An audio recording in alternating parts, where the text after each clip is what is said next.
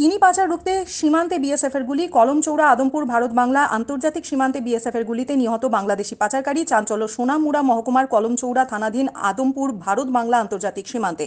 সীমান্তরক্ষী বাহিনীর গুলিতে আনোয়ার হোসেন বয়স ৪৫ নামে এক বাংলাদেশি চিনি পাচারকারী নিহত হয়েছেন। রবিবার ৯ জুন ২০২৪ সকাল ৮টায় কুমিল্লা জেলার বুড়িচং উপজেলার বাকশিমুল ইউনিয়নের জামতলা এলাকায় ভারতীয় সীমান্তে এই ঘটনা ঘটে। নিহত আনোয়ার হোসেন বাকশিমুল ইউনিয়নের মিরপুর গ্রামের মরহুম চারু মিয়ার ছেলে। সূত্রের খবর, বাংলাদেশি স্থানীয় ইউনিয়ন পরিষদ সদস্য আবুল কাশেম জানান, জামতলা সীমান্তে বিএসএফের গুলিতে আনোয়ার হোসেন নিহত হয়েছে। নিহতের লাশ কাটাতার সংলগ্ন এলাকায় রয়েছে। স্থানীয়রা জানান, ভারত বাংলাদেশ সীমান্তে জামতলা এলাকায় চিনি পাচারকালে একজনকে গুলি করেছে বিএসএফ। খবর লেখা পর্যন্ত গুলিবিদ্ধ লাশ এখনও বর্ডারে পড়ে আছে।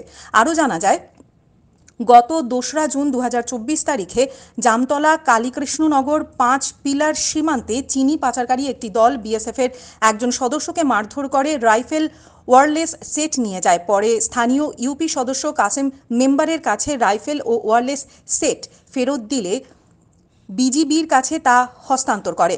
ওই দিন সন্ধ্যায় বিজিবি ও বিএসএফের একটি মিটিংয়ে তা ফিরিয়ে দেয় এবং উক্ত বিষয়টি সমাধান হয়েছিল, কিন্তু এই ঘটনার রেশ কাটেনি।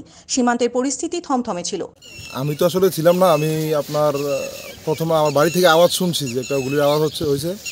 হওয়ার পরে সবাই বলাবলি করতো, সেই জায়গায় মিরপুরের নিবাসী একজন গুলি করে মারা ফেলছে বিএসএফ। উনি আসছিল, কী কারণে আসছিল বলতে পারবো না, এদিক দিয়ে আসছিল। তো পরে বিএসএফ গুলি করে উনি পড়ে গেছিলো। পড়ার পরে আধা ঘন্টা পরে আবার আরেকটা গুলি আওয়াজ শোনা গেছে। আমার মনে হয় যে প্রথম গুলিতে উনি মারা যায় নাই, পরে ওনারা নিয়ে যায়, ওনার থেকে সমস্ত তথ্য, ওনার বাড়ি কোথায় কী আসে বিষয় সব তথ্য নেওয়ার পরে গুলি দিয়ে ওনারা মারছে। আমার মনে হইতেছে, আমি তো জানি না সঠিক কী হয়েছে।